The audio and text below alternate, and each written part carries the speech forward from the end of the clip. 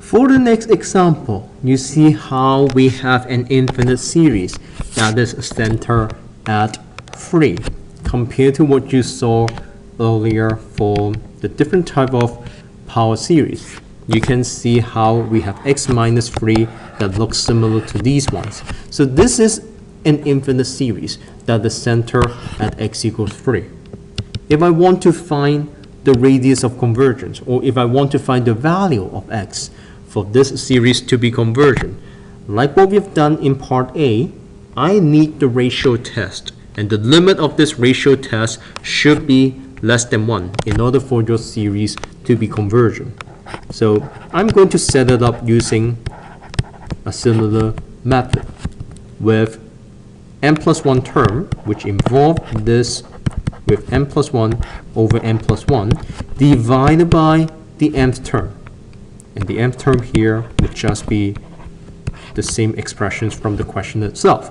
Taking the absolute of it and simplify your expressions, you can probably reduce your expressions by looking at the exponent itself and reduce them. And in this case, we will have x minus 3 times n over n plus 1. And once again, taking the absolute of it. Now, knowing how n is just some number from n equals 1 to infinity, we were talking about some positive value for n already. So it makes sense to just simplify my expressions to something like this. And if I want to take the limit as n tends to infinity, we see how these expressions involve n over n plus 1 with absolute of x minus 3. And once again, we're trying to take the limit of this. So I need to put this limit back. And seeing how the x plus 3 has nothing to do with the limit, I can simply take the limit of this part and multiply my result by absolute x minus 3. So this can be done by having my expressions rewritten into this way. Now, recalling what we've done back in term 2, or beginning of term 2. When we have an expression that looks like this, and n tends to infinity, I can use the L'Hopital's rule to simplify my expressions here. Or in another word, if I can multiply both the top and bottom by 1 over n, I can reduce these expressions to basically 1 over 1. So after I apply the L'Hopital's rule, we will simply end up with absolute value of x minus 3. Times it by 1. And once again, this part is redundant.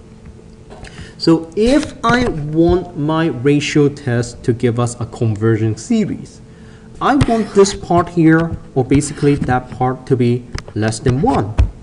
So compared to what we saw, seeing how we want our series to be centered at 3, here is the radius of convergence.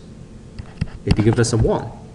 And if I want to actually solve for x, seeing the absolute value of x minus 3 is less than 1, we are getting an expression like this.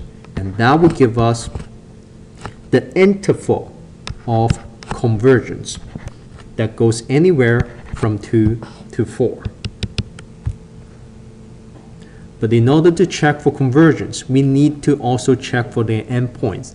It is possible that the endpoints will also be part of the convergence. So when we have x equals 2, I want to put this number back to the series itself. With x equals 2, I can simplify this infinite series to something like this. With n equals 1 up to infinity, and with x equals 2, we will end with negative 1 to the power of n. And this is exactly the same as an alternate harmonic series. And we know from the previous chapter that an alternate harmonic series is a convergent series. So we know that the interval of convergence will also include x equals 2. So very likely I have this. And now I want to check the convergence when x equals 4, the endpoint on the right end. So now when I substitute x equals 4 into the equation, once again going back to the question itself, 4 minus 3 in the numerator give us 1 over n. And now this is a typical harmonic series. And we know for sure that this is a divergent series, which means I don't want x equals 4 to be part of the convergence. So overall, the interval of convergence will be anywhere including 2, going from 2 to 4, including 2, but excluding the positive 4. So this will be my interval of convergence.